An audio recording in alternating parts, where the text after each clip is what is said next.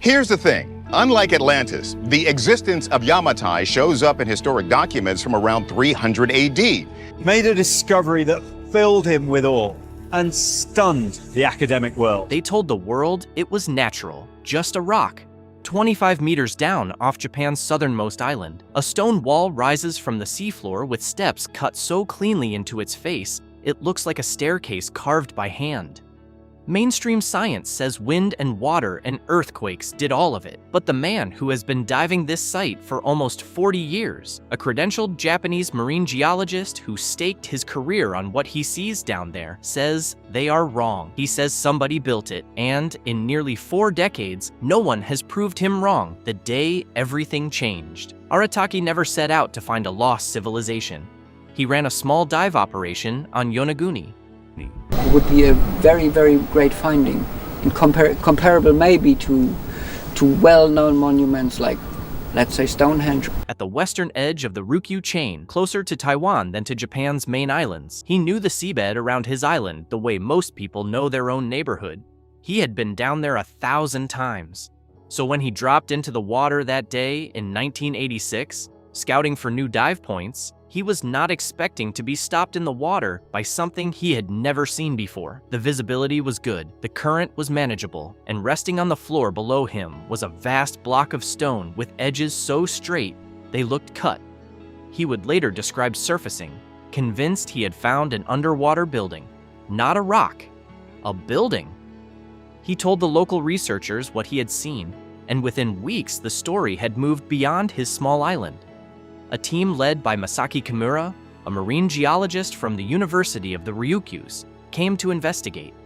Within a short time, the formation had been given a name. It depends over 100,000 of years, smashing all these waves against that coastline. Yonaguni Jima Kaitei Chike, meaning Yonaguni Island seafloor topography. To everyone else, it became known simply as the Yonaguni Monument. But what was it? That is the question Kimura would spend the next 4 decades of his life trying to answer. And the answer he keeps coming back with is not the one anyone in mainstream science wants to hear. What lies beneath? Here is what we know for certain. The monument sits directly below the Arikawabana Cliff at the southern tip of Yonaguni Island, with its main face oriented to the south-southeast. It is shallow enough that experienced divers can reach it on a single tank. The top lies only a few meters below the surface. The base sits around 25 meters down, and the dimensions are striking. The main rectangular block is roughly 100 meters long, 60 meters wide, and 25 meters tall. That is taller than an 8-story building. The wider site spans an area of around 45,000 square meters, with multiple terraces, channels, and walls scattered across it. Now, here is the strange part. The formation is not a pile of stacked stones like the blocks of a man-made temple. Almost all of it is connected to the underlying bedrock. It is, in geological terms, a single mass of rock that has been carved into its current shape by something. So what did the carving? 20 million years of patient water? Or somebody? That is the question that has driven divers and scientists back to this spot for nearly 40 years, and it is the question no one has been able to close. Geometry that feels wrong. Drop into the water above the monument with a tank on your back, and 3 things hit you almost immediately. The first is the sharpness of the edges. Many of the surfaces are flat. The corners are not rounded the way you would expect on something shaped by waves and time. Some angles look close to 90 degrees. The second is the staircase. Marine biologist, I've dived all over the world, and I've never seen anything in the natural world like that before. The monument is famous for what divers call the giant steps, a series of massive level platforms that rise above one another with a regularity that almost feels designed. Each step is too tall for a person to climb naturally, but the rhythm of the rise is unsettling. It is the reason the formation has been nicknamed Japan's underwater pyramid. The third is the layout itself. Across the wider site, divers have described what look like long straight channels, vertical walls rising from the seafloor, and connected platforms that resemble plazas or pathways. None of these features on their own would prove human construction, but the concentration of so many of them in such a small area is what stops divers in the water and forces scientists to keep coming back. It does not just look strange, it looks organized. Before we go any deeper into the science of how something this geometric could form on its own, do this. If you are the kind of person who likes mysteries that real experts still argue about, hit the subscribe button and tap the bell so the next investigation lands in your feed. We dig into stories like this every week because the deeper we go on Yonaguni, the harder it gets to walk away with a clean answer. The Stairway of Shadows. Of all the features at Yonaguni, the great stepped face on the main monument is the most photographed and the most argued about. The steps run along one side of the rectangular block, falling from near the surface down to the deeper seafloor. Each level is broad and flat. The risers between them are vertical, almost wall-like, and remarkably consistent in height. To a swimmer hovering above them, they look like the side of a stepped pyramid, the kind found in ancient Mesoamerica or early Egypt. Beyond the main staircase, divers have cataloged additional features that share the same unsettling geometry. A long straight channel that some researchers call the road runs along the base of the formation, cutting through the rock like a corridor. There is a triangular feature that some have compared to a sculpted platform. There are vertical shafts and deep notches in the rock that look almost too clean. Supporters of an artificial origin point to these features as evidence that no random fracture pattern could produce this much regularity in one place. Skeptics point to those same features as proof that nature, given enough time and the right rock, can do exactly this. Both sides have visited the site. Both sides have left with photographs. So if mainstream geology has the answer, why are people still arguing? The rock beneath. Here is where the natural explanation starts to come together, and it actually makes a lot of sense. The rock at Yonaguni is part of something called the Yaeyama Group, a stack of sedimentary stone that was laid down on an ancient seabed roughly 20 million years ago during the early epoch. Think layered sandstone with darker bands of mudstone running through it. Over millions of years, those layers got uplifted, exposed, and squeezed by enormous tectonic stress as the Ryukyu Island arc was forced into its current shape. And here is the catch. Sandstone of this type does not break into rounded boulders. It splits along its bedding planes, which are the original horizontal layers it was deposited in. It also fractures along vertical joints, which are natural cracks in the rock, caused by stress and movement over geological time. Now stack those two together. Horizontal layers separating cleanly, vertical cracks slicing through them at right angles. What do you get? You get something that looks remarkably like a staircase. Flat platforms, straight walls, sharp corners, exactly the geometry that, to a swimmer hovering in the cold blue water above, looks like the work of an architect. No human hands required, so that should settle it, right? Yeah, about that, the Earth keeps moving. Then there is the second factor that geologists keep returning to, and it is impossible to ignore once you know about it. Yonaguni does not sit on quiet ground. The island lies along the Ring of Fire, the great horseshoe of seismic activity that wraps around the edges of the Pacific Ocean. The seafloor here is fractured and faulted on a vast scale. Earthquakes are frequent. In 1995, a major quake actually damaged parts of the island itself. And that was almost certainly not the first time. Geologist Robert Schoch of Boston University, who dived the site in 1997, says this seismic environment is essential to understanding what divers see down there. Earthquake-prone regions, he points out, tend to fracture rock in regular repeating patterns. And Yonaguni shows exactly this kind of jointing. Here is the part that really gets you, though. The same Yaeyama sandstones, Schoch notes, can be seen on land along the coast of Yonaguni Island, where they form step-like terraces called saninudai. Those onshore terraces have never been carved by anyone. They were made by weather, time, and the natural tendency of this particular sandstone to break along clean parallel lines. The monument, underwater in his view, is just the same process happening below the waves. Case closed, except it is not. Because if that is the answer, why has the man who has spent 40 years on this site refused to accept it, eroded into shape? The third piece of the natural explanation is the water itself. And get this, The currents that sweep across the Yonaguni Monument are notoriously strong. Local dive guides warn experienced divers to descend with care because the same currents that pull cool, plankton-rich water past the formation also carry sand, sediment, and anything else floating in the column above. Over thousands of years, that abrasive flow has scoured every face of the rock. It smooths surfaces, it widens channels, it deepens potholes, it hollows out softer layers of mudstone faster than the harder sandstone above and below them, which is why some of the steps look so cleanly defined. The science here is recent and specific. In 2024, a team led by Hyuga presented research at the Association of Japanese Geographers' Spring Academic Conference, based on direct underwater observation of the site. They documented bedrock detachment, abrasion of surfaces, the generation of gravel, and the active formation of erosional features such as potholes of varying sizes. In other words, they watched the carving happen in real time. Earlier, in 2019, researchers led by Takayuki Ogata used digital elevation modeling and field surveys to compare the underwater monument with onshore sandstone outcrops. Their conclusion was the same. The shapes match what weathering and erosion produce naturally in this kind of rock. 2 studies, same answer. The site is natural. So why does the most credentialed Japanese researcher to ever study Yonaguni keep coming back to argue otherwise? The man who stayed. His name is Masaki Kimura, and he is a marine geologist at the University of the Ryukyus.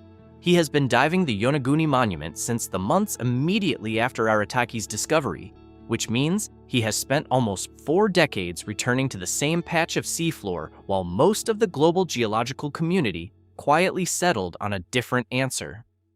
That is the part you need to understand. Kimura is not a fringe writer. He is not a documentary host. He is a credentialed marine geologist at a Japanese research university, and his career on this site has cost him professional standing he could have spent on safer subjects. He kept going back anyway. Why? Because of what he says he sees down there? Kimura describes what he interprets as roads, walls, stepped monoliths, and even carvings shaped like animals. He has pointed to a feature he believes resembles a sphinx, with what he describes as a headdress similar to those seen on ancient Chinese or Okinawan rulers. He has reported finding objects he believes are stone tools. He has identified surfaces he believes carry engraved symbols. To him, the layout is too regular. The concentration of geometric features is too dense. Fracture and erosion alone, in his view, cannot do this. His timeline has shifted over the years. He initially proposed the structure was at least 10,000 years old, dating it to a period when sea levels were low enough that the site would have been above water during the last ice age.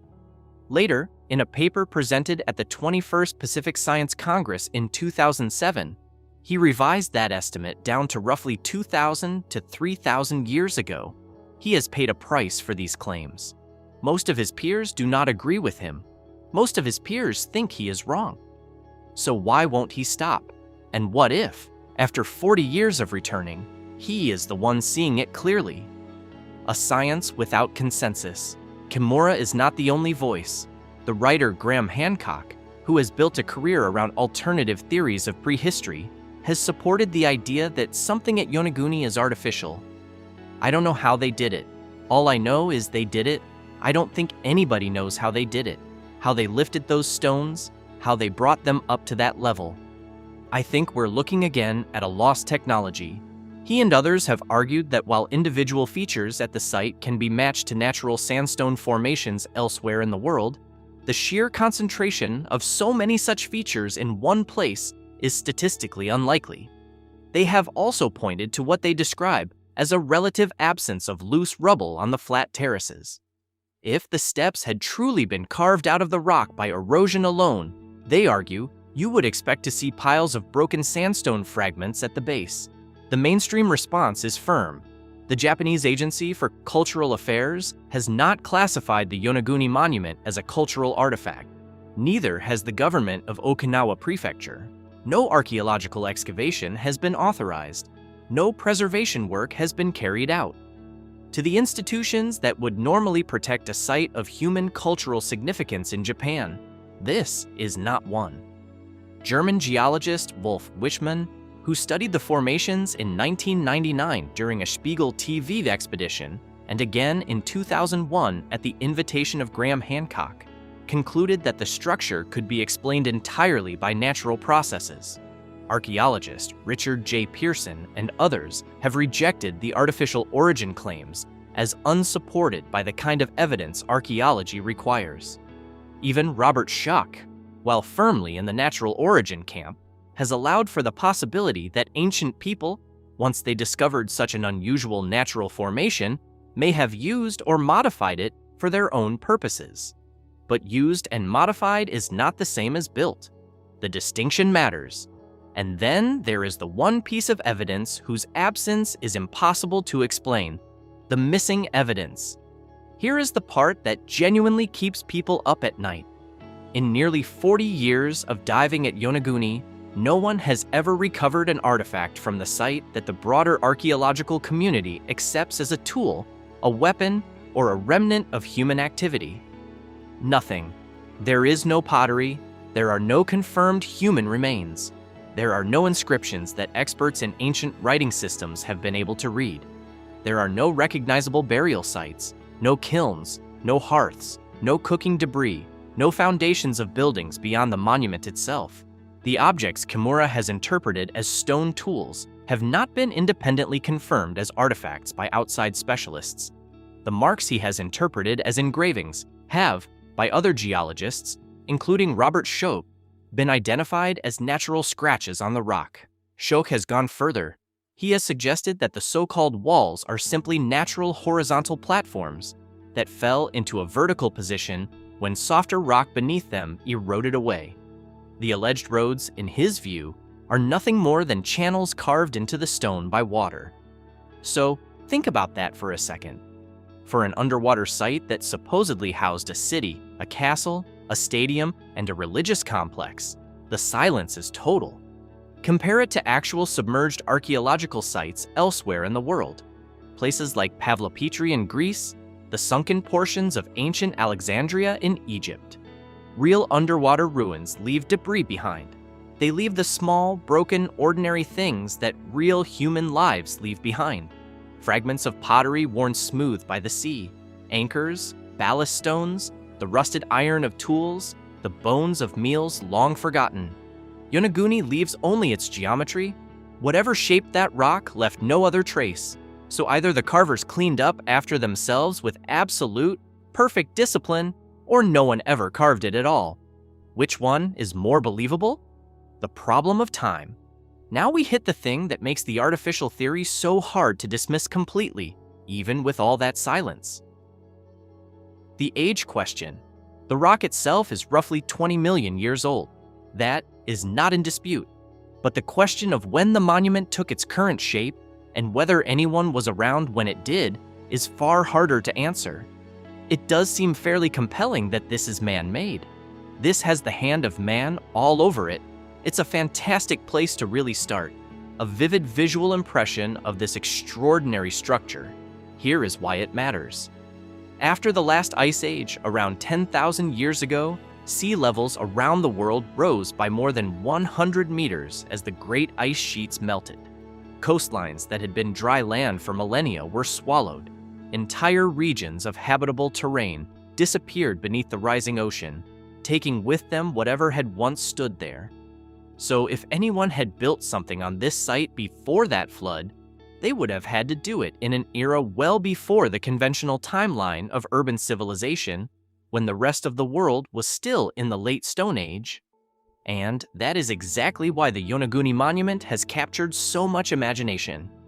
If it is artificial, it would push the story of organized human construction back to a time before recorded history. It would, in some readings, rewrite the entire chronology of civilization in East Asia. The problem, again, is the evidence. There is no artifact, no carbon date on a tool, no human bone tied to the site, nothing that proves anyone was there to build anything. So, if the answer has been geology all along, why does the site still pull divers and researchers back year after year? Why it still matters? Part of the answer is simple. It is one of the strangest things you can see underwater. Even Robert Schoch, who is firmly in the natural formation camp, has called the site fascinating. Even skeptical visitors come away admitting that the symmetry is striking and the shapes are unusual. The monument sits at a rare intersection of two sciences, geology and archaeology, that almost never collide so directly over the same patch of rock. And it forces a question that goes way beyond Yonaguni itself. How often can nature create patterns that look engineered?